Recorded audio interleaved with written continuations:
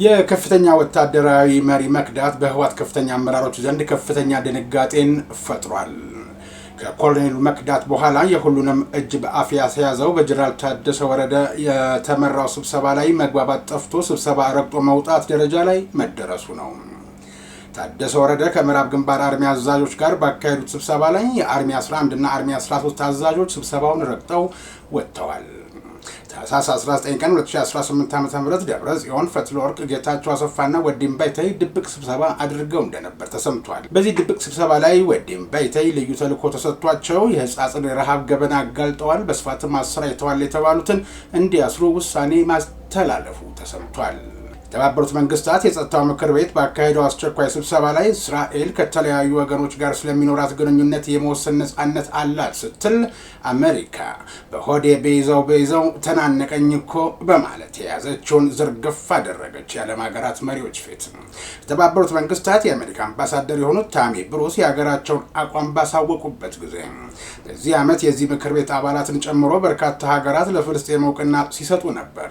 ነገር ግን መሰል አስቸኳይ ስብሰባ አላደረግንም ያሉት አምባሳደሯ ከአንደበታቸው ቀጥሎ የወጣ ባይሆንም አሁን ለሶማሌላንድ ሲሆን ምን አዲስ ነገር ሆኖ ነው አይነት ምክር ቤቱ ለተመሳሳይ ጉዳይ ወጥ አቋም አልያዘም ሲሉ ወቅሰዋል።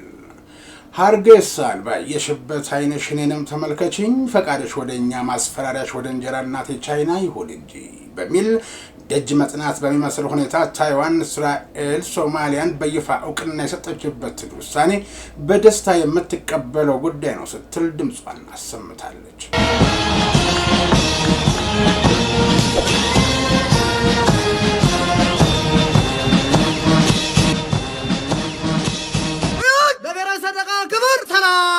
ጤና ይስጥልኝ። ይህ በሞርስ ኮሚኒኬሽን ተዘጋጅቶ ወደ እናንተ የሚደርሰው የሞርስ ዜና መርሃ ግብር ሲሆን የታህሳስ 22 ቀን 2018 ዓ.ም የሞርስ ዜና እነሆ ጀመረ።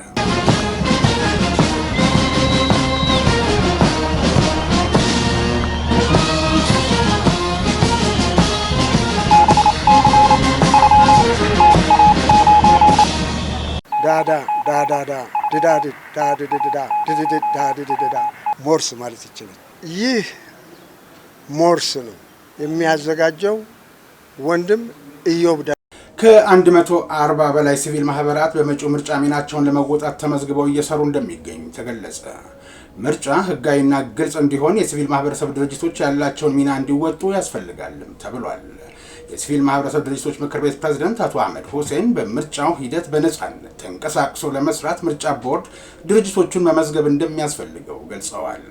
ስለ ምርጫው ማህበረሰቡ መረጃ እንዲኖረውና ግንዛቤ እንዲያገኝ እንዲሁም በሂደቱ ውስጥ ግልጽነትና ተጠያቂነት እንዲረጋገጥ ሲቪል ማህበረሰብ ድርጅቶች ሚና እንዳላቸው ገልጸው ምቹ ምህዳር እንዲፈጠርላቸው የሲቪል ማህበረሰብ ድርጅቶች ምክር ቤት ፕሬዝዳንት አቶ አህመድ ሁሴን ነግረውኛል ብሎ የዘገበው ኢትዮ ኤፍኤም ነው።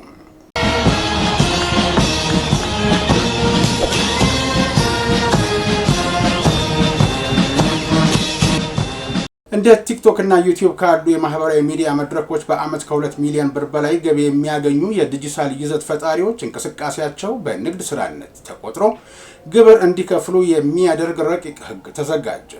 የገንዘብ ሚኒስቴር ያዘጋጀው ረቂቅ ደንብ የዲጂታል ይዘት ፈጣሪዎች ማስታወቂያዎችና ስፖንሰሮችን ጨምሮ በተለያዩ መንገዶች ያገኙትን ሁሉንም የገቢ መጠን የሚያሳይ የሂሳብ መዝገብ እንዲይዙ ያስገድዳል። ኢትዮጵያ ውስጥ ጥቂት ስለማይባሉ ወጣቶች የገቢ ምንጭ በሆነው የዲጂታል ይዘት ፈጠራ የሚገኝ ገቢ ላይ ታክስ የሚጣልበት ሁኔታ በዝርዝር የተቀመጠው የገንዘብ ሚኒስቴር ባዘጋጀው የገቢ ግብር ረቂቅ ደንብ ነው። የዲጂታል ይዘት ፈጣሪዎች ለመጀመሪያ ጊዜ የገቢ ግብር ከፋይ ዝርዝር ውስጥ የገቡት ባለፈው ዓመት 2017 ሐምሌ ወር በጸደቀው የገቢ ግብር አዋጅ ነው። አዲሱ ረቂቅ ህግ በአዋጁ ላይ የተቀመጡ ድንጋጌዎችን የተመለከቱ ዝርዝር ጉዳዮችን የያዘ ነው። ከ5 ወራት በፊት የጸደቀው አዋጅ ከዲጂታል ይዘት ፈጠራ ገቢ የሚያገኝ አንድ ግለሰብ ወይም ድርጅቶች ግብር መክፈል እንዳለባቸው ደንግጓል። የዲጂታል ይዘት ፈጣሪ በሚባለው ዝርዝር ውስጥ እንደ ዩቲዩብ እና ቲክቶክ ያሉ የቪዲዮ ማጋሪያ አገልግሎቶችን እንዲሁም እንደ ፌስቡክ ያሉ የማህበራዊ ሚዲያ መድረኮችን ተጠቅመው ገቢ የሚያገኙ ግለሰቦች ተጠቅሰዋል።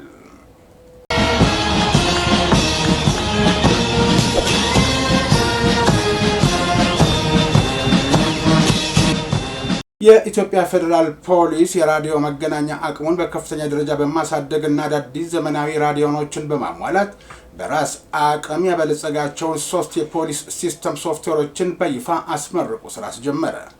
የኢትዮጵያ ፌዴራል ፖሊስ የፖሊስ ኮሚኒኬሽን ሲስተሙን የበለጠ ለማሳለጥ ይችል ዘንድ ዘመናዊ ሬዲዮኖችን በማሟላት የራዲዮ መገናኛ አቅሙን በከፍተኛ ደረጃ በማዘመንና ተደራሽነቱን ይበልጥ በማስፋት እንዲሁም በራስ አቅም ያበለጸጋቸውን የቅድመ ጥንቃቄ ስርዓት ሲስተም፣ የጦር መሳሪያ አስተዳደር ሲስተም እና የኤግዚቢት አስተዳደር ሲስተም ሶፍትዌሮችን በዋናው መስሪያ ቤት በይፋ በማስመረቅ ወደ ስራ አስገብቷል። የኢትዮጵያ ፌዴራል ፖሊስ ኮሚሽነር ጀነራል ደመላሽ ገብረ ሚካኤል በምረቃ ስነ ስርዓቱ ላይ በሰጡት የስራ መመሪያ ኢትዮጵያ በ2030 በዲጂታል ቴክኖሎጂ ሙሉ ለሙሉ ራሷን ለመቻል እያደረገች ያለችውን ከፍተኛ ጥረት እንዲሳካ የኢትዮጵያ ፌዴራል ፖሊስም አገልግሎቱን በየጊዜው ዲጂታላይዝ በማድረግ አዳዲስ ዓለም አቀፍ ደረጃቸውን የጠበቁ ሲስተም ሶፍትዌሮችን በራስ አቅም እያበለጸገ እንደሚገኝ ገልጸዋል። በትናንትናው ዕለት በይፋ ተመርቀው ወደ ስራ የገቡት ቴክኖሎጂዎች አስቀድመው ወንጀልን ለመከላከል ተፈጽሞ ሲገኝም አስፈላጊ የሆኑ መረጃዎችን ከመያዝ ባለፈ የፖሊስን የማድረግ አቅም በከፍተኛ ደረጃ የሚያሳድጉ በመሆናቸው አመራሩ ይህንን አውቆ ራሱን ከቴክኖሎጂዎች ጋር ማላመድ እንዲችል በቀጣይ ስልጠናዎች እንዲዘጋጁ ኮሚሽነር ጀነራል የስራ መመሪያ ሰጥተዋል።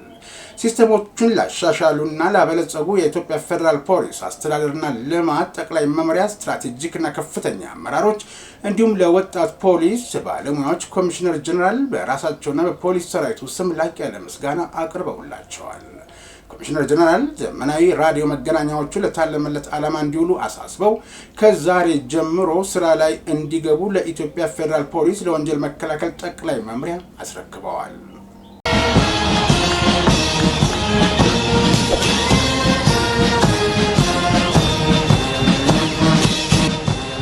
የኢትዮጵያ ባህር ኃይል የመጀመሪያ ደረጃ ሕክምና ተመራቂዎችን አስመረቀ።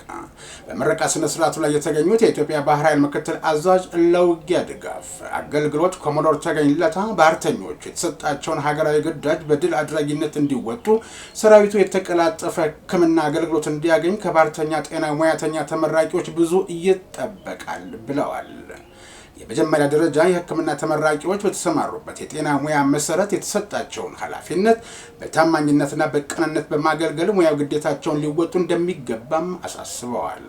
የኢትዮጵያ ባህር ኃይል ደረጃ 3 ሆስፒታል ኃላፊ ኮማንደር አለባቸው ወንድም ነው ሙያተኞቹ በዘርፉ በቂ እውቀትና ክህሎት መጨበጣቸውን ገልጸው ተመራቂና የጤና ሙያተኞች በማንኛው በየብስም ሆነ በባህር ለሚያጋጥሙ በሚችሉ ጉዳቶች መጀመሪያ ደረጃ ሕክምና የሚሰጡና የሰራዊቱን ሕይወት መታደግ የሚችሉ ሙያተኞች መሆናቸውን ተናግረዋል። ተመራቂዎቹ በስልጠናው በቂ አቅምና ክህሎት መቅሰማቸውን ገልጸው ባገኙት እውቀት የተሰጣቸውን አደራ በታማኝነትና በቅንነት ለመወጣት ዝግጁ ነን ሲሉ ተናግረዋል። ዘገባው የሚልኬሳን ግልዳሳ ነው።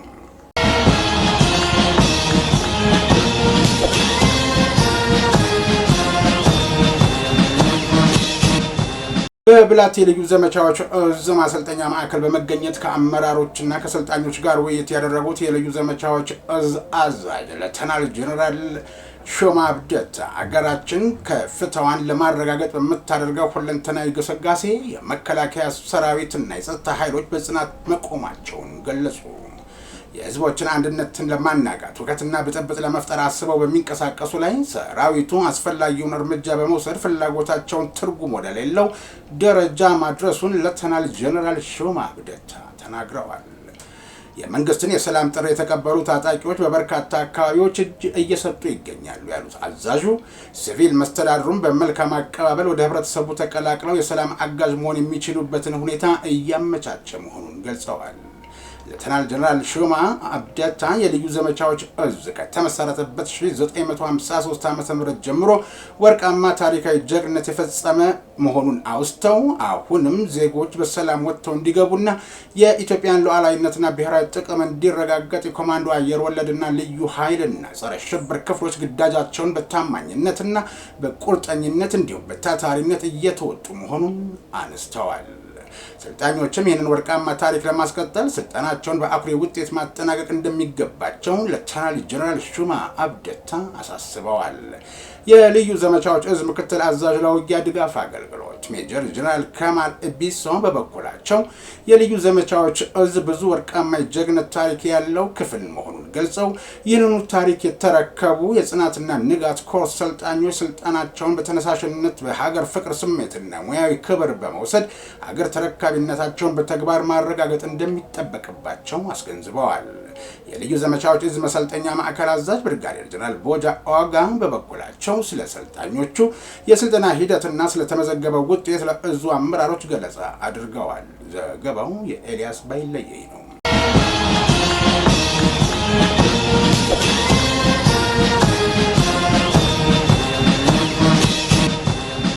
በህወሓት ወታደራዊ መዋቅር ውስጥ ከፍተኛ መበታተን በመፈጠሩ የአርሚ 33 የኮር 2 ዋና አዛዥ የነበሩት ኮሎኔል በይፋ ከድተው መውጣታቸው ተሰማ።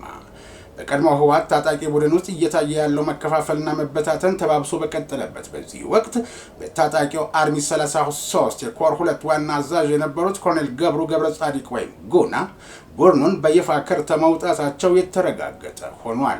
በኮሎኔሉ መክዳት ደንግጦ የነበረው የፖለቲካው ክንፍ ብዙም ሳይቆይ ሌላ መርዶ ለመስማት ተገዷል የሚሉት የሞርስ ምንጮች በጀነራል ታደሰ ወረደ ሰብሳቢነት እየተካሄደ ከነበረው ጉባኤ ላይ ሌሎች ታጣቂዎች አመራሮች ስብሰባ ረግጠው መውጣታቸውን ሰምተናል ብለዋል።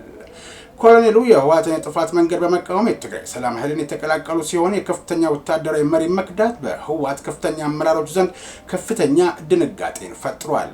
ከኮሎኔል መክዳት በኋላ የሁሉንም እጅ በአፍ ያስያዘው በጀነራል ታደሰ የተመራው ስብሰባ ላይ መግባባት ጠፍቶ ስብሰባ ረግጦ መውጣት ደረጃ ላይ መደረሱ ነው።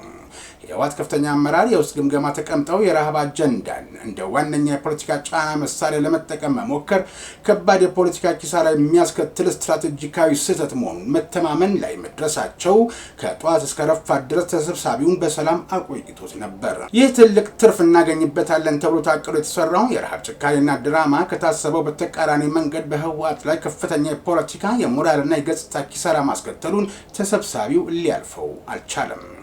የግምገማ ሰነዱ የረሃብ አጀንዳ ለአጭር ጊዜ ዓለም አቀፋዊ ርህራሄን ለትግራይ ህዝብ የሚያስገኝለት ቢሆንም ለረጅም ጊዜ በዓለም አቀፍ መድረክ የነበረንን የላቀ ፖለቲካዊ እምነት በማፍረስ ድርጅታችን ህወሓት ከትግራይ ህዝብ ብሎም ከዓለም አቀፍ አጋሮቻችን ጋር ሊነጥለን የሚችል ነው ሲል የሚያብራራው የግምገማ ሰነድ የሚነበብ ሆነና ተነበበ። ሚስጥራዊ ነው የተባለው ቀኝ እጅ ከግራው በደበቀበት ሁኔታ የተዘጋጀው የግምገማ ሰነድ የመዘዝነው የረሃብ አጀንዳ በትግራይ ህዝብ ውስጥ የነበረውን የውስጥ አንድነት የሚያፈራርስ በአመራር ላይ የሚነሱ የተጠያቂ ጥያቄዎችን የበለጠ የሚያጠናክር ብሎም የህወሓት ከፍተኛ አመራር በህገወጥ ማዕድን ንግድ እየከበረ ተራው ትግራዋይ በረሃብ አለንጋ እየተገረፈ ነው የሚሉ ዘመቻዎችን በመክፈት ለማህበራዊ ውድቀት የሚዳርገን ነው የሚለው ዳርዳርታውን ሲነገር የነበረ ሁሉ ሰፍሮበታል። በበቂ ፖለቲካዊ ትንታኔ ጎድሎት የነበረ እቅድ በመሆኑ አፈጻጸሙ የተጠበቀውን ውጤት አላመጣም ያለው ሰነዱ ፖለቲካዊ ትርፍ ሊገኝ ይችላል ብለው ያመኑ አካላት ተጠያቂነት እንዲሰፍን አስቸኳይ ጥያቄ ያቀርባል። በአጠቃላይ ይህ ጉዳይ የስትራቴጂ ስህተት ብቻ ሳይሆን በውሳኔ አሰጣጥና በአመራር አቅም ውስጥ ያሉ ጥልቅ ችግሮችን የሚያመላክት መሆኑን በግምገማው ተመላክቷል። ታደሰ ወረደ ከምዕራብ ግንባር አርሚ አዛዦች ጋር ባካሄዱ ስብሰባ ላይ የአርሚ 11 እና አርሚ 13 አዛዦች ስብሰባውን መቃወማቸውና ረግጠው መውጣታቸውን የሞርስ ምንጮች ሰምተናል ብለዋል። ይህ በእንዲህ እንዳለ ታህሳስ 19 ቀን 2018 ዓ.ም ደብረጽዮን ፈትለወርቅ ጌታቸው አሰፋና ወዲ እምበይተይ ድብቅ ስብሰባ አድርገው ለወዲ እምበይተይ ተልዕኮ በመስጠት ውሳኔ መተላለፉ ተሰምቷል። በስብሰባቸው የደቡብና ደቡብ ምስራቅ ዞን በተለይ እንደርታ ህዝብ ነጻ መሬት ከወረዳው ኃይል ጎን ቆሞ ድጋፍ እያደረገ በመሆኑ በአስቸኳይ ይህንን እንዲያስቆም ጭካኔ የተሞላበት ትዕዛዝ ተሰጥቷል። በተጨማሪም የህጻጽን ጉዳይ ይፋ በማድረግ በህዝባችንና በዓለም አቀፍ ማህበረሰብ ፊት ያጋለጡን የስምረት ፓርቲና የብልጽግና ፓርቲ አባላት ናቸው በማለት በማህበራዊ ሚዲያ ያጋሩ ግለሰቦች በአስቸኳይ በቁጥጥር ስር እንዲውሉ ሲሉ ውሳኔ ላይ በመደረሱ ይህ ተፈጻሚ እንዲሆን ደግሞ ኃላፊነቱ ለወዲ እምበይተይ ተልዕኮ መሰጠቱ ታውቋል።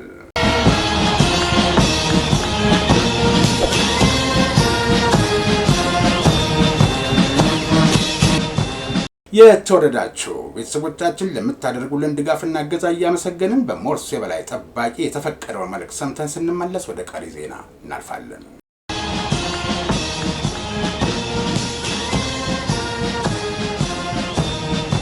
የሰሙት የተወዳጁና የተመራጩን የሞርስ ኮሚኒኬሽን ድምጽ ነው። ከጥቅምት 1900 የተነሳውን የጦር ኃይል ታሪካችንን ይዘን በዱላ ቅብብል ዛሬ ላይ ደርሰናል። ይህ ሞርስ ኮሚኒኬሽን ነው። የኢትዮጵያን ሉዓላዊ ግዛት እየጠበቀና እያስከበረ ዛሬ ላይ ያደረሰውን፣ ትናንት ደሙን ያፈሰሰ አጥንቱን የከሰከሰውን እያመሰገንን፣ ታሪኩን እየተረክን፣ የፈጸመውን ጀብድ እየዘከርን፣ ለዛሬው የጦር ኃይል ብርታት እንዲሆነው እያደረግን፣ ለነገው ተተኪ ጀግንነትን እንዲወርስ ተግተን እንሰራለን። ጀግናን ማመስገን ጀግናን መፍጠር ነው። ኢትዮጵያንና ጀግኖቿን ያለ ሰብስክራይብ፣ ሼር፣ ላይክ ያድርግ። ይህ ሞርስ ኮሚኒኬሽን ነው። የኢትዮጵያን አምላክና የኢትዮጵያን ሕዝብ ይዞ የሚወድቅ የለም። ይህ ሞርስ ኮሚኒኬሽን ነው።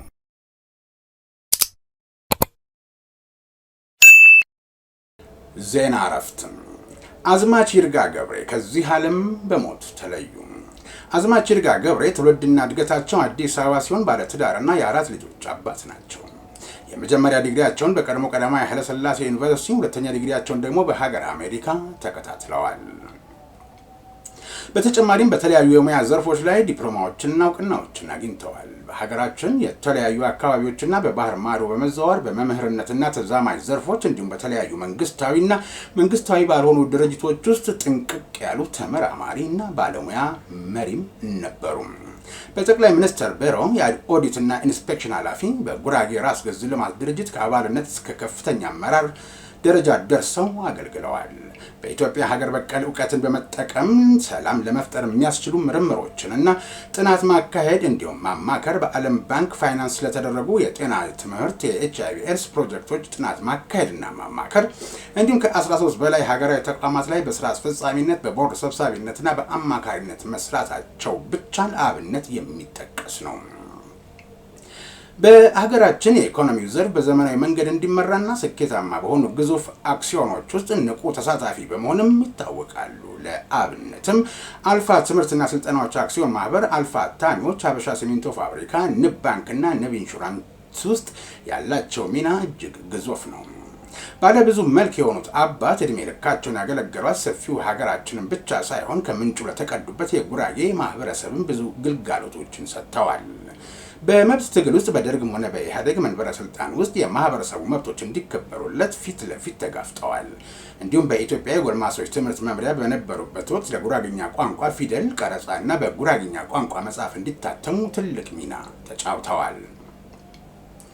የስዊድን ተራድኦ ድርጅትን በማስተባበር የቋንቋ ትምህርት ሲመሰረት የእሳቸው ጥረት ፍሬ አፍርቷል። የሙጎ ሁለተኛ ደረጃ ትምህርት ቤት ምስረታና የጉፐና ትምህርት ቤት በአዲስ መልክ ሲደራጅ በገንዘብ በእውቀትና የአመራርነት ሚና በመውሰድ ለአካባቢው ዘመናዊ ትምህርት መስፋፋት ፈርቀዳጅ ሆነዋል። እንዲሁም ጉርዳ ሊንክ በተባለ ድርጅት ባህር ማዶ በሚኖሩ የቤተ ጉራጌ ተወላጆች በአሜሪካ አቋቁመው በጉራጌ ዞን በሌሎች አካባቢዎችም ጭምር ልዩ ፍላጎት ለሚያስፈልጋቸው ተማሪዎች አዳሪ ትምህርት ቤት ለማስገንባት የሚያስችል ፕሮጀክት ለማስፈጸም በኢትዮጵያ ተወካይና ዋና ስራ አስፈጻሚ በመሆን ሰርተዋል። በተጨማሪም በባህላዊ የግጭት አፈታት ስርዓት በመጠቀም ብዙ ችግሮችን መቅረፋቸውና እየቀረፉን በመሆኑ ለሀገራችን የሽምግልና ስርዓት ሞዴል ናቸው። የጆካ ቂጫ ወደ ጽሑፍ ሕግ ሲቀየር ንቁ ተሳታፊ የነበሩና የጉራጌ ባህል ማዕከልና የጉራጌ መንገድ ስራ ድርጅትን ከመሰረቱና ከመሩ ሰዎች መካከልም አንደኛው ናቸው። በጉራጌ ዞን ጌታ ወረዳ ለአካባቢው ማህበረሰብ ለአስተዳደር ስራዎች ምቹ ሲደረግ የነበራቸው ሚናም ከፍተኛ ነበር። የጉራጌ አባት፣ ነገር አዋቂ፣ አንደበተ ርቱዕ የሀገር ሽማግሌ፣ በተለያዩ ተቋማት አንቱታን ያተረፉ ባለሙያ፣ ህግ አዋቂና በተለያየ የልማት ስራዎች ግንባር ቀደም ተሳታፊና መሪ የሆኑት አዝማች ይርጋ የፖለቲካ ተሳትፏቸውም የሚደነቅ ነበር። ከኢትዮጵያ ተማሪዎች ንቅናቄ ጀምሮ ኢህአፓ፣ ኢሰፓ፣ ጎህዴግ በቅንጅትና ኢዜማ ውስጥም በመሳተፍ ለሀገራችን ዲሞክራሲያዊ እድገት በሰላማዊ መንገዶች እንዲመጣ ብዙ ጥረት አድርገዋል። አዝማች ይርጋ ገብሬ በአደባባይ ሰውነታቸው የሰሩትን ስራ ብቻ ሳይሆን የሚደነቀው የሚኖሩበት መንደርና ቀዬ ውስጥ አዲስ አበባ ጌጃ ሰፈር ውስጥ ባሉ መንደሮችም ጭምር መኖሪያ መንደሩ ምቹ ይሆን ዘንድ በውስጥ ለውስጥ መንገድ በሰላም ደህንነት እና በጤናና ማህበራዊ ዘርፎች ማን እንደሳቸው የተባለላቸው የህዝብ አገልጋይ ነበሩ። ታላቁ ሰው አዝማች ይርጋ ገብሬ ታላቅ ምሁር፣ እጅግ ትሁት፣ ባህላቸውን አክባሪ፣ የሰላም አምባሳደር፣ የሰለጠኑ ታሪክ አዋቂ፣ አንደበታቸው የማይጠገብ አርአያችን ታላቁ ኢትዮጵያዊ ነበሩ። የአዝማች ይርጋ ገብሬ ድረታ የቀብር ስነ ስርዓት ዛሬ ረቡዕ ታኅሳስ 22 ቀን ከቀኑ 8 ሰዓት ላይ ጉርድ ሾላ አካባቢ በሚገኘው በሳህሊተ ምሕረት ቤተክርስቲያን ተፈጽሟል። የሞርስ ኮሚኒኬሽን ሰራተኞች በአዝማች ይርጋ ገብሬ ህልፈት የተሰማንን ጥልቅ ሐዘን እየገለጽን ለቤተሰቦቻቸው ለአድናቂዎቻቸውና ለመላው የኢትዮጵያ ህዝብ መጽናናትን እንመኛለን።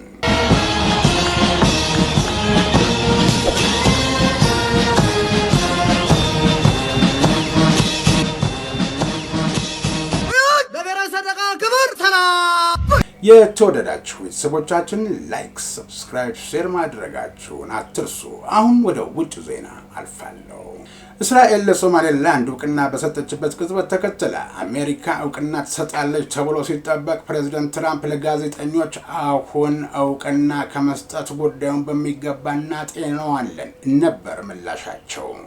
ሀርጌሳን ጨምሮ ብዙዎች የአሜሪካንን መልስ ለታክቲክ እንጂ አይቀሬ ውሳኔዋ ይፋ ይሆናል ሲሉ ተስፋ አደረጉ። አንዳንዶች ደግሞ እስራኤልን ከፊት አስቀድማ ተናገሪ ቅደሚ አለቻትና እርሷ ተወችው ሲሉ አጉተመተሙባት። የእስራኤሉ ጠቅላይ ሚኒስትር ኔታንያሁ ግን ለትራምፕ ነግሬዋለሁ፣ የቀረውንም አስረዳዋለሁ፣ የሆነው በአብርሃም ስምምነት መሰረት ነው አሉና ሆዴ ጫካ አይደለም አሉ። ከነጩ ቤተ መንግስት በእውቅና ጉዳይ ምንም ይፋዊ መግለጫ ሳይሰጥ የተባበሩት መንግስታት የጸጥታው ምክር ቤት ባካሄደው አስቸኳይ ስብሰባ ላይ እስራኤል ከተለያዩ ወገኖች ጋር ስለሚኖራት ግንኙነት የመወሰን ነጻነት አላት ስትል አሜሪካ በሆዴ በይዘው ተናነቀኝ እኮ በማለት የያዘችውን ዘርግፍ አደረገችው የዓለም አገራት መሪዎች ፊት። የተባበሩት መንግስታት የአሜሪካ አምባሳደር የሆኑት ታሚ ብሮስ የሀገራቸውን አቋም ባሳወቁበት ጊዜ እንደ ማንኛውም ሉዓላዊ ሀገር እስራኤል ዲፕሎማሲያዊ ግንኙነት የመመስረት መብት አላት አሉና ትንፋሻቸውን በተቀመጡበት ወደ ውስጥ ሳብ አድርገው እስራኤል ለሶማሌላንድ የሰጠችውን የሀገርነት እውቅና ከወራት በፊት የተለያዩ ሀገራት በተናጠል ለፍልስጤም ከሰጡት እውቅና ጋር የሚመሳሰል መሆኑንም አምባሳደሯ ያደረጋችሁትን ታውቃላችሁ አይነት ወዲያ ግራ ቀኝ አንገታቸውን ዘወር እያደረጉ በአይናቸው እንዲህ ያደረጉትን ፈላለጓቸው። በዚህ ዓመት የዚህ ምክር ቤት አባላትን ጨምሮ በርካታ ሀገራት ለፍልስጤም እውቅና ሲሰጡ ነበር። ነገር ግን መሰለ አስቸኳይ ስብሰባ አላደረግንም ያሉት አምባሳደሯ ከአንደበታቸው ቀጥሎ እየወጣ ባይሆንም አሁን ለሶማሌላንድ ሲሆን ምን አዲስ ነገር ሆኖ ነው አይነት ምክር ቤቱ ለተመሳሳይ ጉዳይ ወጣ አቋም አልያዘም ሲሉ ወቅሰዋል። የጸጥታው ምክር ቤት ቋሚ አባል ያልሆነችው የሶማሊያ አምባሳደር አቡካር ኦስማን የእስራኤል እውቅናን አውግዘው ይህ በሶማሊያ ግዛት ላይ መከፋፈልን ያነገበ የወረራ ተግባር ነው አሉና አክለውም ምክር ቤቱ በማያሻማ መልኩ እንዲያወግዘው ጠየቁ። ሁሉም በጆሮአቸው የሚያደርጉት ተተርጉሞ በአፍ መፍቻ ቋንቋቸው የሚያደምጡበት ማዳመጫ አይሰራ ቢሆን ነው እንጂ አሜሪካ እኮ ተናገረች። ለፍልስጤም ሲሆን ዘም ለሶማሌላንድ ሲሆን መጮህ ምን ያደርጋል ብላ ወቀሰች እኮ አሜሪካ። ግን ምን ዋጋ አለው? የሞቃዲሾ እጀን ተቆረጥኩ አይነት ጩኸትን ተከትሎ አብሮ የሚጮኸው በዛም። በርካታ የምክር ቤቱ አባላት የእስራኤልን ስም ሳይጠቅሱ ለሶማሊያ ግዛት አንድነት ያላቸውን ድጋፍ ገለጹ። ይህ ደግሞ እየለበጣ ያስመሰለባቸውና በጉባኤው የተገኘው ጊዜ ስላንቺ እንዴት እንደተቆጨው አላየሽልኝም ሞቃዲሾ ሙጭ ብሎ ለመሐላ እንጂ አንዳቸውም የእስራኤልን ስም ጠርተው አላወገዙም።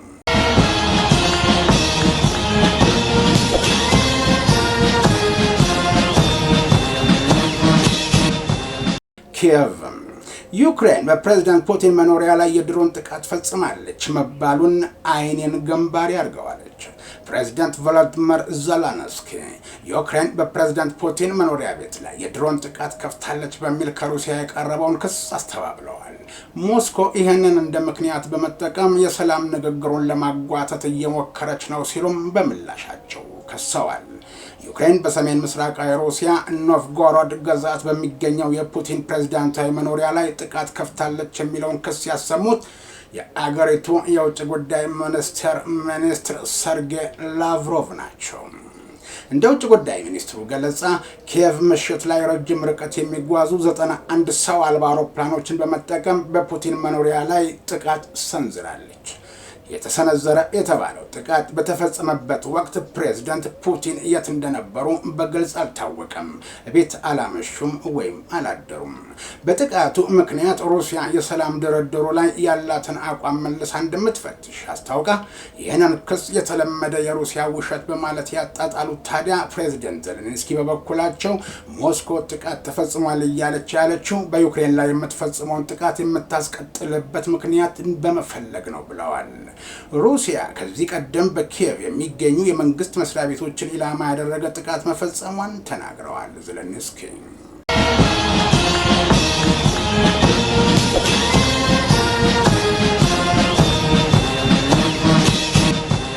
ታይፔይ ሀርጌሳን ባየሽበት አይንሽ እኔንም ተመልከችኝ፣ ፈቃድሽ ወደኛ ማስፈራሪያሽ ወደ እንጀራ እናቴ ቻይና ይሁን እንጂ በሚል ደጅ መጥናት በሚመስል ሁኔታ ታይዋን እስራኤል ሶማሊያን በይፋ እውቅና የሰጠችውን ውሳኔ በደስታ የምቀበለው ጉዳይ ነው ስትል ድምጿን አሰማች። ታይዋን ዓርብ ዕለት እስራኤል በሶማሊያ እንደ ሉዓላዊ አገር በይፋ እውቅና የሰጠችበትን ውሳኔ በደስታ ተቀብላለች። የእስራኤልን እርምጃ እሁድ ዕለት ባወጣው መግለጫ የውጭ ጉዳይ ሚኒስቴር ታይዋን እስራኤልና ሶማሊያ የዲሞክራሲ ነጻነትና የሕግ የበላይነት እሴቶችን የሚጋሩ ተመሳሳይ አስተሳሰብ ያላቸው ዲሞክራሲያዊ አጋሮች ናቸው ብሏል። እንዲሁም ውሳኔው በታይዋን እስራኤልና ሶማሊያ መካከል በሁሉም ግንባሮች የቀረበ የሶስት አቅጣጫ ትብብርን እንደሚያመቻች ይጠበቃል።